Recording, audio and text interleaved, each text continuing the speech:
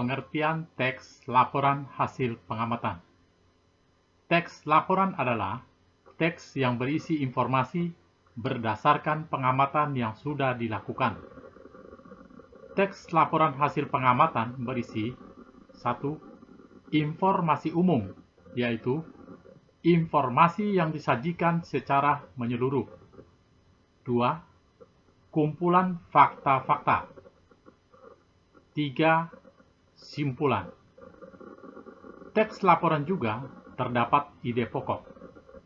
Ide pokok adalah gagasan utama atau masalah pokok yang dibahas dalam suatu paragraf.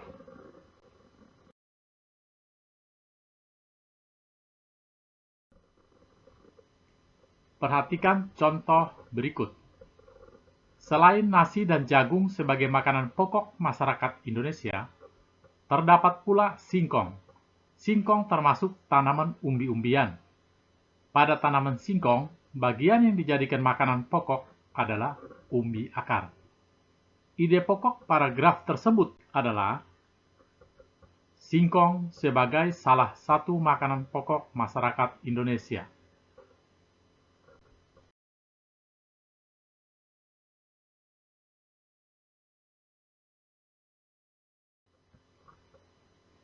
Ide pokok dalam teks laporan. Ide pokok dalam suatu paragraf dapat ditemukan dengan langkah-langkah berikut. 1. Bacalah isi paragraf dengan saksama. 2. Temukan kalimat utama dan kalimat penjelas. 3. Tentukan informasi yang terdapat dalam kalimat utama. Setelah menemukan ide pokok pada setiap paragraf, kamu dapat menulis ulang ide pokok tersebut dalam bentuk diagram.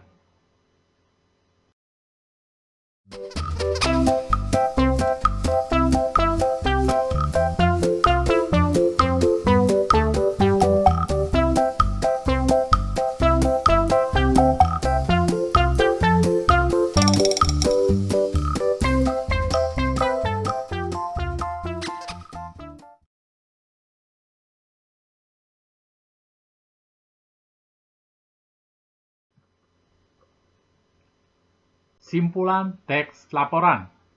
Simpulan adalah ikhtisar akhir dari suatu teks. Berikut langkah-langkah membuat simpulan. 1. Bacalah teks secara keseluruhan. 2. Temukan informasi penting yang terdapat dalam teks. 3. Hubungkan semua informasi yang kamu peroleh menjadi satu pernyataan akhir.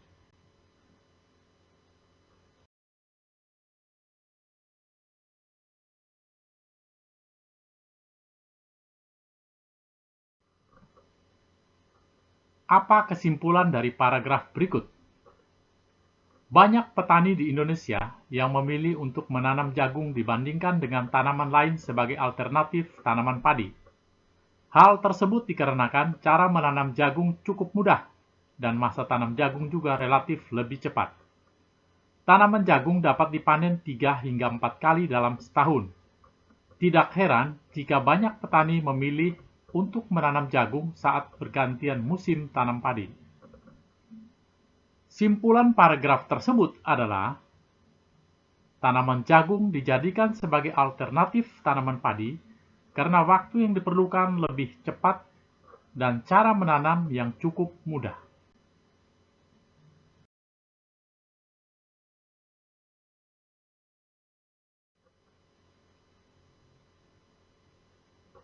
Ide pokok dan simpulan teks laporan hasil pengamatan. Teks laporan memuat informasi umum dan informasi khusus. Informasi-informasi tersebut dapat ditemukan dengan membaca secara utuh dan saksama. Dalam sebuah teks laporan juga terdapat ide pokok dan juga simpulan.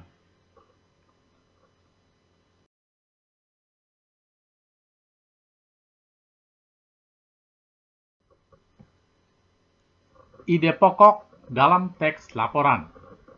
Ide pokok adalah gagasan atau masalah utama yang dibahas dalam sebuah paragraf. Ide pokok sering disebut sebagai pokok pikiran, gagasan utama, atau gagasan pokok. Ide pokok pada umumnya terdapat dalam kalimat utama. Saat mendengarkan laporan secara lisan, dengarkan dengan saksama agar kamu dapat menemukan ide pokok dan isi laporan dengan jelas.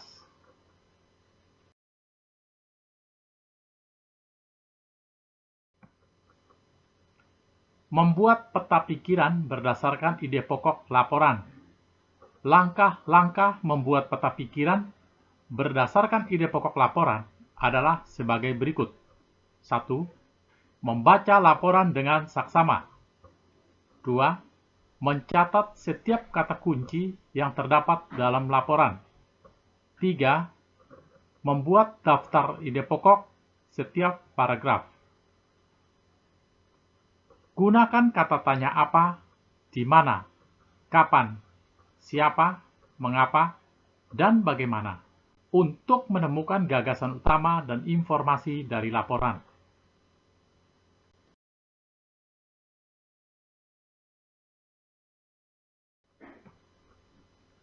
Menemukan fakta dan ide pokok dalam teks laporan.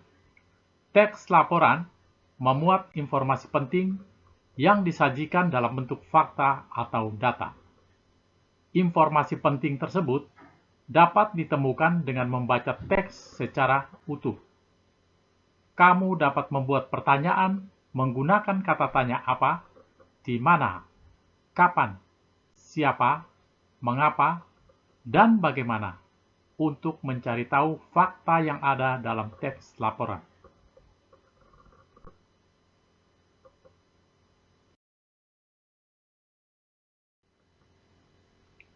Jenis-jenis kata tanya beserta fungsinya. 1. Kata tanya apa? Fungsinya untuk menanyakan sesuatu baik berupa keadaan atau perbuatan yang berkaitan dengan isi atau inti bahasa. Contohnya, apa yang dimaksud dengan kalimat tanya? Kalimat tanya merupakan kalimat yang ditunjukkan untuk menanyakan suatu hal kepada orang lain. 2. Kata tanya siapa? Fungsinya untuk menanyakan pelaku yang terkait, tersangkut, atau turut serta dalam suatu peristiwa atau kejadian. Contohnya, siapa yang bertamu ke rumah kamu kemarin malam? Itu kerabatku, Sani namanya. Kata tanya yang ketiga, kapan? Fungsinya untuk menanyakan interval peristiwa terjadinya sesuatu keadaan. Contoh, kapan kita akan berlibur ke kampung halamanmu? Mungkin minggu depan sepertinya. Nomor 4, kata tanya mengapa. Sebagai penanya alasan atau sebab sebuah peristiwa terjadi. Contoh, mengapa kau tak ikut acara perpisahan kemarin? Aku tidak mengikuti acara perpisahan karena harus menemani adikku di rumah sakit. Kata tanya yang kelima, bagaimana? Sebagai kata yang menanyakan cara atau proses sebuah peristiwa berlangsung, serta untuk menanyakan keadaan atau kejelasan satu hal. Contoh, bagaimana proses metamorfosis ulat menjadi kupu-kupu? Kata tanya yang keenam, berapa? Sebagai penanya banyak jumlah atau satuan. Contoh, berapa tinggi badanmu saat ini? Saat ini tinggi badanku sekitar 170 cm.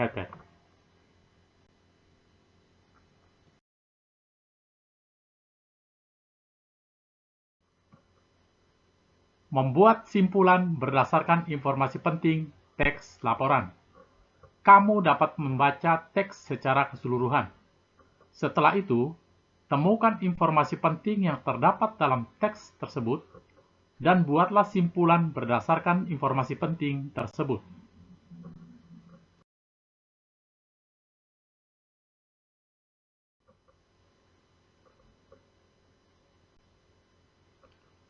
Simpulan dalam teks laporan. Simpulan merupakan pendapat yang dibuat berdasarkan ide pokok dari suatu uraian panjang. Kamu dapat menemukan simpulan jika sudah membaca teks secara keseluruhan.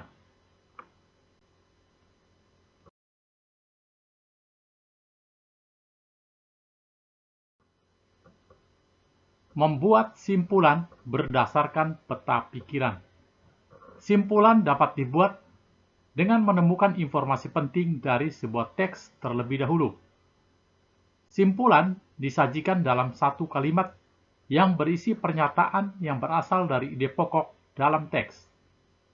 Simpulan teks dapat dibuat dalam bentuk peta pikiran.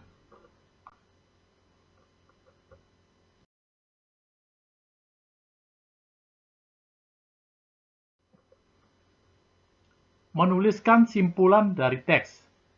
Kita dapat membuat simpulan dari sebuah teks dengan memperhatikan pokok permasalahan atau intisari teks tersebut. Setelah itu, kita dapat menuliskannya dalam bentuk kalimat-kalimat. Gunakan kosakata baku dalam menuliskan simpulan.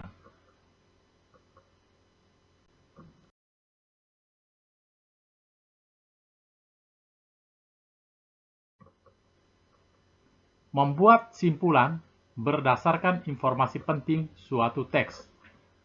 Setiap teks memiliki informasi penting yang dapat kita temukan setelah membaca keseluruhan teks dengan saksama.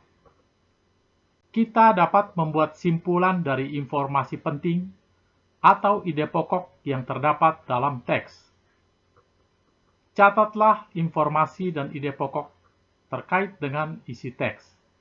Setelah itu, kembangkan catatanmu menjadi sebuah paragraf.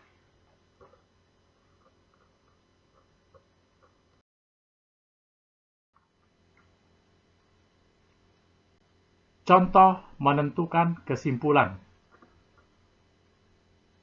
Buah kedondong memiliki berbagai manfaat. Buah ini bisa dijadikan bahan rujak yang lezat. Buah ini juga bisa dijadikan manisan. Buah yang rasanya masam ini juga bisa dijadikan obat batuk dengan cara makan daging buahnya yang sudah dicolek atau dilumuri kecap. Kesimpulan paragraf tersebut adalah buah kedondong memiliki berbagai manfaat, di antaranya untuk dijadikan rujak, manisan, dan sebagai obat batuk.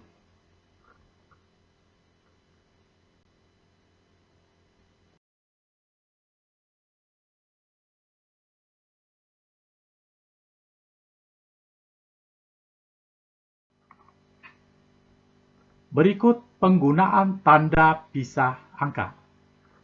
Tanda pisah angka digunakan untuk bilangan yang menunjukkan jumlah lebih dari 999. Tanda tersebut digunakan untuk memisahkan setiap 3 digit angka dari sebelah kanan urutan angka. Tanda pemisah angka memisahkan kelompok angka ribuan, jutaan, dan seterusnya. Di Indonesia, tanda pemisah angka yang digunakan adalah tanda titik.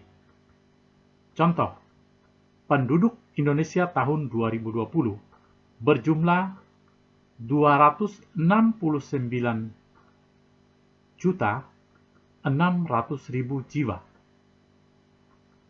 Penulisan angka pada angka tahun dan angka yang menunjukkan jumlah memiliki perbedaan. Pada angka tahun, meskipun lebih dari 999, tidak diberi tanda titik. Namun, pada angka yang menunjukkan jumlah lebih dari 999, maka wajib diberi tanda pisah titik.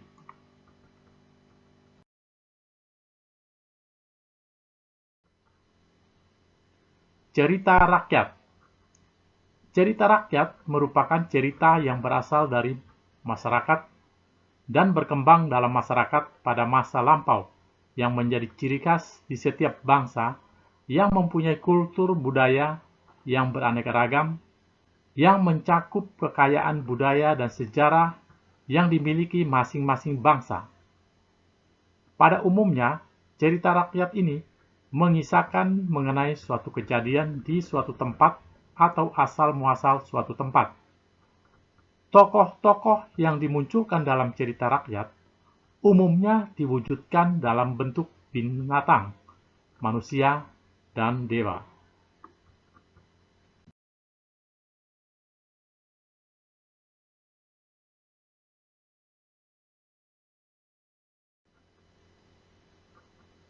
Ciri-ciri cerita rakyat. 1. Cerita rakyat disampaikan secara lisan.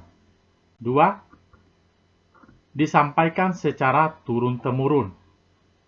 3. Tidak diketahui siapa pertama kali membuatnya. 4. Kaya nilai-nilai luhur. 5. Bersifat tradisional. 6. Memiliki banyak versi dan variasi. Dan 7. Mempunyai bentuk-bentuk klise dalam susunan atau cara pengungkapannya.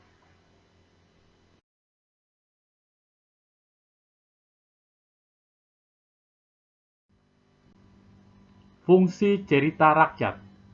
1.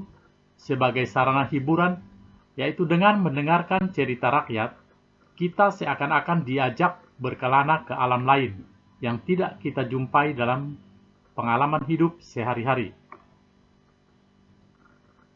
2. Sebagai sarana pendidikan, yaitu pada dasarnya cerita rakyat ingin menyampaikan pesan atau amanat yang dapat bermanfaat bagi watak dan kepribadian para pendengarnya. 3. Sebagai sarana penggalang rasa kesetiakawanan di antara warga masyarakat yang menjadi pemilik cerita rakyat tersebut. 4. Sebagai pengokoh nilai-nilai sosial budaya yang berlaku dalam masyarakat. Dalam cerita rakyat, terkadang ajaran-ajaran etika dan moral bisa dipakai sebagai pedoman bagi masyarakat. Di samping itu, di dalamnya juga terdapat larangan dan pantangan yang perlu dihindari. Cerita rakyat bagi warga masyarakat pendukungnya bisa menjadi tuntunan tingkah laku dalam pergaulan sosial.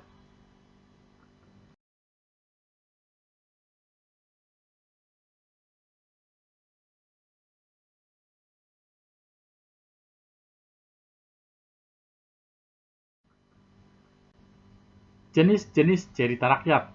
1. Legenda. Legenda adalah cerita rakyat yang mengisahkan riwayat terjadinya suatu tempat atau wilayah.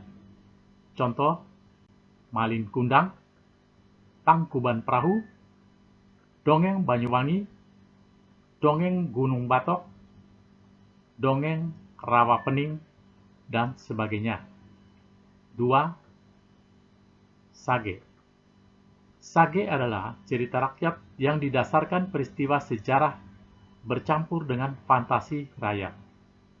Contoh Hikayat Hang Tua, Si Pitung, Jaka Tingkir, Air Langga, dan sebagainya. Jenis cerita rakyat yang berikut adalah mite. Mite merupakan cerita rakyat yang berhubungan dengan kepercayaan terhadap pada suatu tokoh atau benda yang dipercaya secara gaib. Contohnya, Nyi Roro Kidul, Jaka Tarub, dan sebagainya. 4. Fabel. Fabel merupakan cerita rakyat menokohkan binatang sebagai lambang pengajaran moral. Contoh, cerita si kancil yang cerdik, kancil dan buaya, kelinci dan kura-kura, dan sebagainya.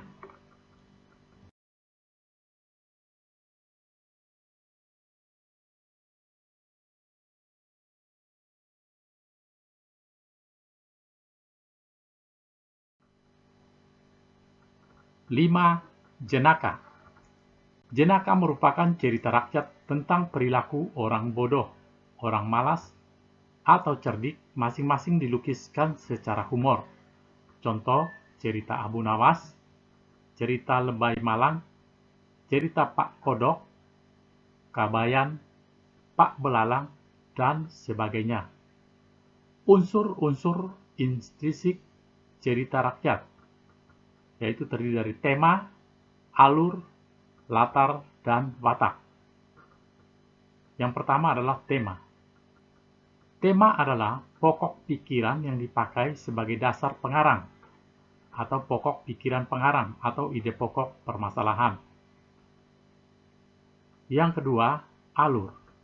Alur adalah jalannya cerita atau rangkaian peristiwa yang membentuk cerita dengan dasar hubungan sebab akibat. Pada umumnya, alur ada 3 macam, yaitu alur maju adalah peristiwa-peristiwa yang disajikan secara berurutan dari peristiwa pertama ke peristiwa selanjutnya. Yang kedua, alur mundur merupakan peristiwa yang diceritakan kembali. Yang ketiga, alur gabungan atau zigzag merupakan gabungan dari alur maju dan alur mundur.